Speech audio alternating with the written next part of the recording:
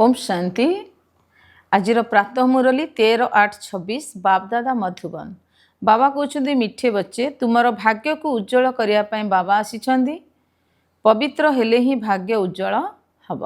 प्रश्न उज्जवल भाग्यमान संतान मानकर लक्षण कौन होइथिबो? उत्तर एक रे से माने सुखर देवता होइथिबे। अविनाशी पितांक ठारू सुखर संपत्ति नहीं समस्त को सुख देउथिबे।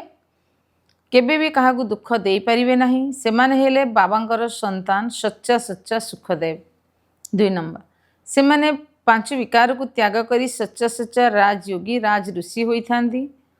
3 नंबर से मानकर अवस्था एकरस रही थाए। से माने कोनोसी कथारे कांदी न थांदी। से मानकु ही कुहा जाए मोह जित। गीत तकदीर जगा कर आई हूँ एक नई दुनिया बसाकर लाई हूँ। ओम शांति।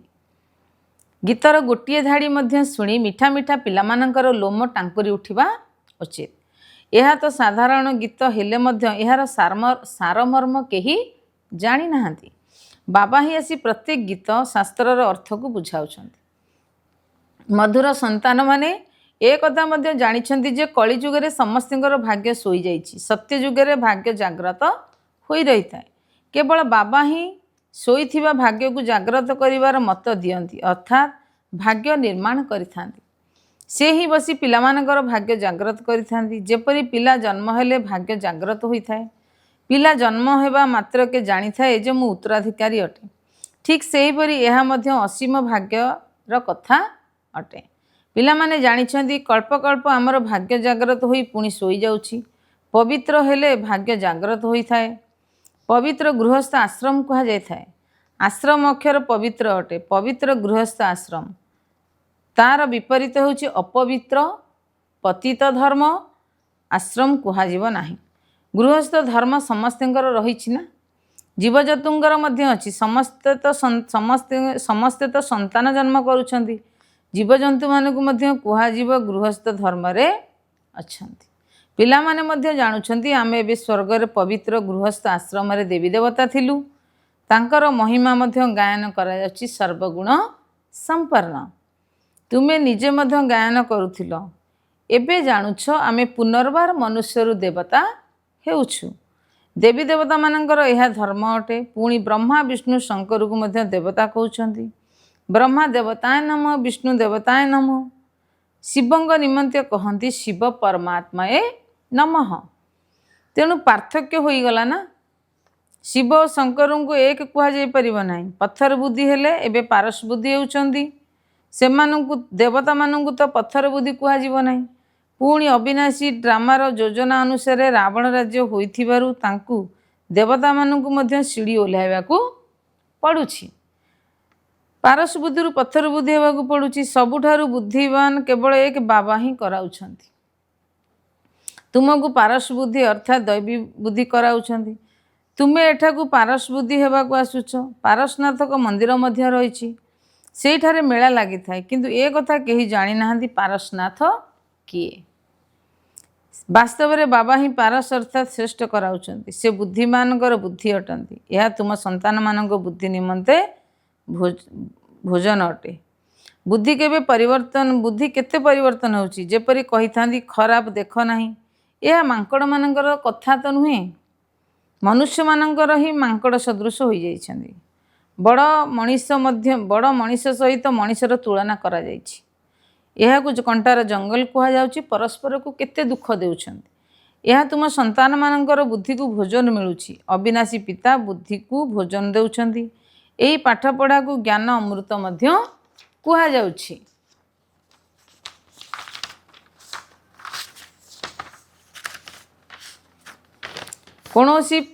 कोनोसी पानी आदि नुहे।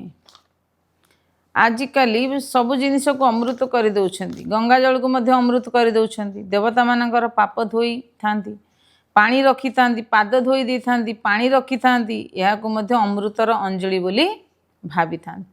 अंजलि जो माने पाई थांती से माने अमृत से मानकु पतितरु पावन कराइबो। ए कथा कहा को कुहा जाई परिबो नाही। गंगा जल निमंते कही थांती यह पतित पावनी अटे। କହିଥାନ୍ତି ମନୁଷ୍ୟ ମଲା ବେଳେ ଗଙ୍ଗା ଜଳ ମୁଖରେ ଦେବା ଉଚିତ। ଦେଖାନ୍ତେ ଅର୍ଜୁନ ବାଣ ମାରିଲେ ପୁଣି ଗଙ୍ଗା ଜଳ ପିଆଇଲେ। ତୁମେ କୌଣସି ବାଣ ଆଦି ମାରୁନାହଁ। ଗୋଟିଏ ଗାଁ ଅଛି ଯେଉଁଠି ବାଣ ଦ୍ୱାରା ଲଢ଼େଇ କରିଥାନ୍ତି। ସେଠାକାର ରାଜାଙ୍କୁ ଈଶ୍ୱରଙ୍କର ଅବତାର କହିଥାନ୍ତି। ବାବା କହୁଛନ୍ତି ଏମାନେ ସବୁ ଭକ୍ତି ମାର୍ଗର ଗୁରୁ। ବାସ୍ତବରେ ସଦ୍ଗୁରୁ ଜଣେ ହିଁ ଅଟନ୍ତି। ସମସ୍ତଙ୍କର ସଦ୍ଗତିଦାତା ଜଣେ, ଯିଏ ସାଥିରେ ନେଇଯାଇଥାନ୍ତି। ବାବାଙ୍କ ବ୍ୟତୀତ ଘରକୁ କେହି ଫେରେଇ ନେଇ ଯାଇପାରିବେ ନାହିଁ। ବ୍ରହ୍ମରେ ଲୀନ ହେବାର କୌଣସି କଥା ନାହିଁ। ଏହା ନାଟକ ତିଆରି ହୋଇଛି। ଯେଉଁ ଚକ୍ର ଅନାଦି ଘୂରି ବୁଲୁଛି, ବିଶ୍ୱର ଇତିହାସ ଭୂଗୋଳର କିପରି ପୁନରାବୃତ୍ତି ହେଉଛି, ଏ କଥା ବର୍ତ୍ତମାନ ତୁମେ ଜାଣୁଛ। ମନୁଷ୍ୟ ଅର୍ଥାତ୍ ଆତ୍ମାମାନେ ନିଜର ପିତା ରଚିତାଙ୍କୁ ମଧ୍ୟ ଜାଣିନାହାନ୍ତି, ଯାହାକୁ ୟାଦ କରିଥାନ୍ତି। ହେ ଈଶ୍ୱର ପିତା, ଲୌକିକ ପିତାଙ୍କୁ କେବେ ଗଡ୍ ଫାଦର କହିବେ ନାହିଁ। ଗଡ୍ ଫାଦର ଅକ୍ଷର ବହୁତ ଇଜ୍ଜତ ସହ କହିଥାନ୍ତି। ତାଙ୍କ ପାଇଁ ଅର୍ଥାତ୍ ଗଡ୍ ଫାଦରଙ୍କ ନିମନ୍ତେ ହିଁ କହିଥାନ୍ତି। ସେ ପତିତ ପାବନ, ଦୁଃଖହର୍ତ୍ତା, ସୁଖକର୍ତ୍ତା ଅଟନ୍ତି। କୌଣସି ପଟେ କହୁଛନ୍ତି ଯେ ଦୁଃଖହର୍ତ୍ତା ସୁଖକର୍ତ୍ତା ଅଟନ୍ତି। ପୁଣି କୌଣସି ଦୁଃଖ ହେଲେ ଅଥବା ନିଜର ସନ୍ତାନ ମରିଗଲେ କହିଥାନ୍ତି ଈଶ୍ୱର ହିଁ ସୁଖ ଦୁଃଖ ଦେଉଛନ୍ତି। ଈଶ୍ୱର ଆମ ପିଲାଙ୍କୁ ନେଇଗଲେ, ଏପରି କାହିଁକି କଲେ? ଈଶ୍ୱରଙ୍କୁ ପୁଣି ଗାଳି ଦେଉଛନ୍ତି। ଏମିତି ମଧ୍ୟ କହିଥାନ୍ତି ଈଶ୍ୱର ପିଲା ଦେଇଥିଲେ, ପୁଣି ଯଦି ନେଇଗଲେ ତୁମେ କାହିଁକି କାନ୍ଦୁଛ? ଈଶ୍ୱରଙ୍କ କୋଳକୁ ଗଲା ନା। ସତ୍ୟଯୁଗରେ କେବେ କେହି କାନ୍ଦନ୍ତି ନାହିଁ। ବାବା ବୁଝାଉଛନ୍ତି କାନ୍ଦିବାର କୌଣସି ଆବଶ୍ୟକତା ନାହିଁ। ଆତ୍ମାକୁ ନିଜର ହିସାବ କିତାବ ଯାଇ ଅନୁସାରେ ଅଭିନୟ କରିବାକୁ ପଡ଼ିବ। ଜ୍ଞାନ ନଥିବା କାରଣରୁ ମନୁଷ୍ୟ କେତେ କାନ୍ଦୁଛନ୍ତି, ଯେପରି ପାଗଳ ହୋଇଯାଉଛନ୍ତି। ଏଠାରେ ତ ବାବା କହୁଛନ୍ତି ମା ମଲେ ମଧ୍ୟ ହାଲୁଆ ଖାଇବ, ବାପା ମଲେ ମଧ୍ୟ ହାଲୁଆ ଖାଇବ, ନଷ୍ଟମୟ ହେବାକୁ ପଡ଼ିବ। ଆମର ତ ଏକମାତ୍ର ଅବିନାଶୀ ପିତା, ଦ୍ୱିତୀୟ କେହି ନାହାନ୍ତି। ଏପରି ଅବସ୍ଥା ଈଶ୍ୱରୀୟ ସନ୍ତାନମାନଙ୍କର ହେବା ଉଚିତ। ମୋହଜିତ ରାଜାଙ୍କର ତ କଥା ଶୁଣିଛ ନା। ସତ୍ୟଯୁଗରେ କେବେ ହେଲେ କୌଣସି ଦୁଃଖ ରହିବା ନାହିଁ, ନା କେବେ ଅକାଳ ମୃତ୍ୟୁ ହେବ। ପିଲାମାନେ ଜାଣିଛନ୍ତି ଆମେ କାଳ ଅର୍ଥାତ୍ ମୃତ୍ୟୁ ଉପରେ ବିଜୟ ପ୍ରାପ୍ତ କରୁଛୁ। ବାବାଙ୍କୁ ମହାକାଳ, କାଳର କାଳ ମଧ୍ୟ କହିଥାନ୍ତି। ତୁମକୁ ମଧ୍ୟ କାଳ ଉପରେ ବିଜୟ ପ୍ରାପ୍ତ କରିବାକୁ ହେବ। ଅର୍ଥାତ୍ କାଳ ତୁମକୁ କେବେ ବିନାଶ କରିପାରିବ ନାହିଁ। କାଳ ନ ଆତ୍ମାକୁ ନା ଶରୀରକୁ ନାଶ କରିପାରିବ। ଆତ୍ମା ଗୋଟିଏ, ଶରୀର ଛାଡ଼ି ଆଉ ଗୋଟିଏ ନେଇଥାଏ। ତାକୁ କାନ୍ଦିଥାନ୍ତି କାଳ ଖାଇଗଲା, ତାକୁ କହିଥାନ୍ତି କାଳ ଖାଇଗଲା। କିନ୍ତୁ କାଳ କୌଣସି ବସ୍ତୁ ନୁହେଁ। ମନୁଷ୍ୟ ମହିମା ଗାୟନ କରୁଛନ୍ତି କିନ୍ତୁ କିଛି ହେଲେ ବୁଝୁନାହାନ୍ତି। ଅଚ୍ୟୁତମ କେଶବମ ବାବା ବୁଝାଉଛନ୍ତି ଏହି ପାଞ୍ଚ ବିକାର ତୁମ ବୁଦ୍ଧିକୁ କେତେ ଖରାପ କରିଦେଉଛି। ବର୍ତ୍ତମାନ କେହି ହେଲେ କାହାକୁ ଜାଣିନାହାନ୍ତି, ବାବାଙ୍କୁ ଜାଣିନାହାନ୍ତି। ସେଥିପାଇଁ ଏହାକୁ ଅନାଥର ଦୁନିଆ କୁହାଯାଉଛି। ପରସ୍ପର ମଧ୍ୟରେ କେତେ ଲଢ଼େଇ ଝଗଡ଼ା କରୁଛନ୍ତି। ଏହି ସମଗ୍ର ଦୁନିଆ ବାବାଙ୍କର ଉଚ୍ଚ ଘର ଅଟେ ନା। ବାବା ସମଗ୍ର ଦୁନିଆର ପିଲାମାନଙ୍କୁ ପତିତରୁ ପାବନ କରିବାକୁ ଆସୁଛନ୍ତି। ବାସ୍ତବରେ ଅଧାକଳ୍ପ ପବିତ୍ର ଦୁନିଆ ଥିଲା ନା। ଗାୟନ ମଧ୍ୟ କରନ୍ତି ରାମ ରାଜା ରାମ ପ୍ରଜା। ସେଠାରେ ପୁଣି ଅଧର୍ମର କଥା କିପରି ହୋଇପାରିବ? କହିଥାନ୍ତି ସେଠାରେ ବାଘ ଛେଳି ଏକାଠି ପାଣି ପିଉଥିଲେ। ତେବେ ରାବଣ ଆଦି ସେଠାକୁ କେଉଁଠାରେ ଆସିଲେ? କିଛି ବୁଝୁନାହାନ୍ତି। ଭାରତ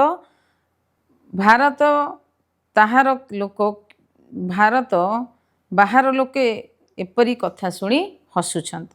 ବାବା ଆସି ଜ୍ଞାନ ଦେଉଛନ୍ତି ଏହା ପତିତ ଦୁନିଆ ଅଟେ ନା। କ'ଣ ପ୍ରେରଣା ଦ୍ୱାରା ପତିତକୁ ପବିତ୍ର କରାଇବେ? ଡାକୁଛନ୍ତି ହେ ପତିତ ପାବନ ଆସ। ତେଣୁ ନିଶ୍ଚୟ ଭାରତକୁ ହିଁ ଆସିଥିଲେ। ବର୍ତ୍ତମାନ ମଧ୍ୟ କହୁଛନ୍ତି ମୁଁ ଜ୍ଞାନର ସାଗର ଆସିଛି ତୁମମାନଙ୍କୁ ନିଜ ସଦୃଶ ମାଷ୍ଟର ଜ୍ଞାନର ସାଗର କରିବା ପାଇଁ। ବାବାଙ୍କୁ ହିଁ ସଚ୍ଚା ବ୍ୟାସ କୁହାଯିବ। ତେଣୁ ଇଏ ହେଲେ ବ୍ୟାସଦେବ ଏବଂ ତୁମେ ତାଙ୍କର ସନ୍ତାନ ସୁଖଦେବ। ତୁମେ ଏବେ ସୁଖର ଦେବତା ହେଉଛ। ସୁଖର ବର୍ଷା ଅର୍ଥାତ୍ ସମ୍ପତ୍ତି ନେଉଛ ବ୍ୟାସ ଶିବଚାର୍ଯ୍ୟଙ୍କଠାରୁ। ବ୍ୟାସଙ୍କର ସନ୍ତାନ ତୁମେ ଅଟ। କିନ୍ତୁ ମନୁଷ୍ୟ ଦ୍ୱନ୍ଦ୍ୱରେ ନ ପଡ଼ିବା ନିମନ୍ତେ କୁହାଯାଉଛି ଶିବଙ୍କର ସନ୍ତାନ। ତାଙ୍କର ଅସଲି ନାମ ଶିବ ଅଟେ। ଆତ୍ମାକୁ ଜାଣିବାକୁ ପଡ଼େ, କିନ୍ତୁ ପରମାତ୍ମାକୁ ମଧ୍ୟ ଜାଣିବାକୁ ପଡ଼େ। ସେ ଆସି ପତିତରୁ ପାବନ ହେବାର ରାସ୍ତା ବତାଉଛନ୍ତି। କହୁଛନ୍ତି ମୁଁ ତୁମ ଆତ୍ମାମାନଙ୍କର ପିତା ଅଟେ। ଲୋକମାନେ କହିଥାନ୍ତି ଆଙ୍ଗୁଠି ସଦୃଶ ଅଟନ୍ତି। ଏତେ ବଡ଼ ତ ଏଠାରେ ରହିପାରିବ ନାହିଁ। ପରମାତ୍ମା ତ ବହୁତ ସୂକ୍ଷ୍ମ ଅଟନ୍ତି ନା। ଡାକ୍ତରମାନେ ମଧ୍ୟ ମୁଣ୍ଡ ପିଟିଥାନ୍ତି ଆତ୍ମାକୁ ଦେଖିବା ପାଇଁ, କିନ୍ତୁ ଦେଖିପାରନ୍ତି ନାହିଁ। आत्मा को अनुभव करा जाए। बाबा पचारुछंती एबे तुमे आत्मा को अनुभव करुछ, एते छोट आत्मा रे अविनाशी अभिनय द्वारा भरा रही। जेपरी एक रेकर्ड, प्रथमे तुमे देह अभिमानी थिल, एबे देही अभिमानी होइछ। तुमे जानिछ आत्मार आत्मा किपरि 84 जन्म नहीं चली। यार शेष नहीं। कई कई पचारुछंती एही ड्रामा केबेठारु आरंभ होला, किंतु यह तो अनादि अटे, यार केबे विनाश हुए नहीं। यह को पूर्व प्रस्तुत अविनाशी विश्व नाटक बोली कहा जाउछि। सारा विश्व को मध्य तुमे जानिछ, अपाठुआ को पाठ हैला सदृश, अपाठुआ को पाठ देवा सदृश। बाबा तुमको पढ़ाउछंती, आत्मा ही शरीर द्वारा पढ़ुछि। यह पत्थर बुद्धि अर्थात बुद्धिहीन मानक निमंते खाद्य अटे। बुद्धि को ज्ञान मिलुछि। तुम संतान मानक निमंते ही बाबा चित्र तैयारी कराउछंती। बहुत सहज अटे। त्रिमूर्ति ब्रह्मा विष्णु शंकर, तेबे ब्रह्मा को त्रिमूर्ति कहीं कहउछंती? देवदेव महादेव समस्त ऊपर रखुछंती, अर्थ किछि हेले बुझु नाहांती। तेबे ब्रह्मा किपरि होई परिबे, जेबे कि ब्रह्मा को प्रजापिता कहा जाउछि? सूक्ष्म वतन रे से किपरि देवता होई परिबे? प्रजापिता ब्रह्मा तो एइठारे ही रहिबा आवश्यक। यही कथा कौनसी शास्त्र रे नहीं। बाबा कहउछंती मु एई शरीर रे प्रवेश करी एहांकर अर्थात ब्रह्मांग द्वारा ही तुमको बुझाउछि। एथिरे एहाकु निजर रथ करुछि। एहांकर बहुत जन्मर अंत समय रे मु आसुछि। ये मध्य 5 विकार संन्यास करुछंती। संन्यास ग्रहण करिथिबा व्यक्ति को योगी अथवा ऋषि कहा जाए। एबे तुमे राज ऋषि अट, तुमे प्रतिज्ञा करुछ। सही सन्यासी माने तो घर द्वार छाड़ी चली जाइथांती। एठारे तो स्त्री पुरुष एकत्र रहउछंती, कहउछंती आमे विकार रे केबे लिप्त हबु नाही। मूल कथा होउची विकार। तुमे जानिछ शिव बाबा रचयिता अटंती। से नुआ दुनिया पे रचना करुछंती। से बीजरूप सचित आनंद स्वरूप बा ज्ञानर सागर अटंती। स्थापना पालना विनाश किपरि करुछंती यह बाबा ही जानिछंती। एही कथा को मनुष्य तो जानि नाहांती। तुमे पिला माने एबे एही कथा को जानिछ, सेति पे समस्त को बुझाई पारिबो। अच्छा, मिठे मिठे शिखिले दे संतान मानक प्रति मात पिता बाप दादांकर मधुर स्नेहभरा स्मृति एवं सुप्रभात। आत्मिक पितांकर आत्मिक संतान मानक नमस्ते। आत्मिक संतान मानकर आत्मिक पितांकु याद प्यार गुड मॉर्निंग, नमस्ते नमस्ते बाबा नमस्ते। धारणा पाई मुख्य सारांश 1 नंबर, प्रत्येक आत्मार हिसाब किताब निजस्व अटे। तेबे केही शरीर छाड़ीदेले कांदिवार नहीं, संपूर्ण नष्टमुहा हेबार अछि। बुद्धि रे सदा रहिबा आवश्यक। मोर तो एकमात्र अविनाशी बाबा, द्वितीय केही नाहांती।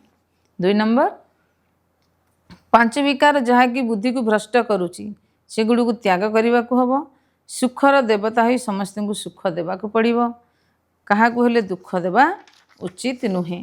वरदान, सर्वदा मर्यादार सीमा भितर रहिबा उपरे ध्यान देउथिबा मर्यादा पुरुषोत्तम भव। डिटेल्स, जो पिला माने निजको एकमात्र बाबा अर्थात रामंकर सच्चा सीता मन करी सर्वदा मर्यादार सीमा भितर रही थांती, अर्थात एथिप्रति ध्यान देउथांती, सेमाने सर्वदा सतर्क रहिबा सहित हर्षित मध्य स्वत ही रही थांती।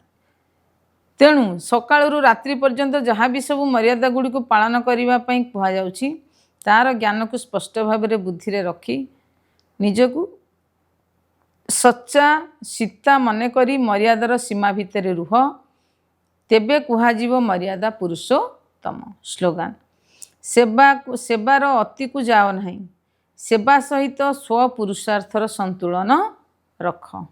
अव्यक्त इशारे अपवित्रतार बीज को मध्य समाप्त करी संपूर्ण स्वच्छ एवं पवित्र हुआ। संपूर्ण पवित्रतार अर्थ है संकल्प रे मध्य कौनसी गोटे विकार अंश मध्य नथिबो। ज्ञान गुण एवं सर्वशक्ति गुड़िकर प्राप्ति रे सर्वदा संपन्न, सर्वप्राप्ति गुड़िकर आलोकर मुकुट सर्वदा स्पष्ट रूप से देखा जाउथिबो। निजको सर्वदा लाइट अर्थात आत्मिक स्वरूप अनुभव करुथाओ। कर्म करिवारे मध्य निजको लाइट अर्थात हालुका हुए अनुभव कर। ओम शांति।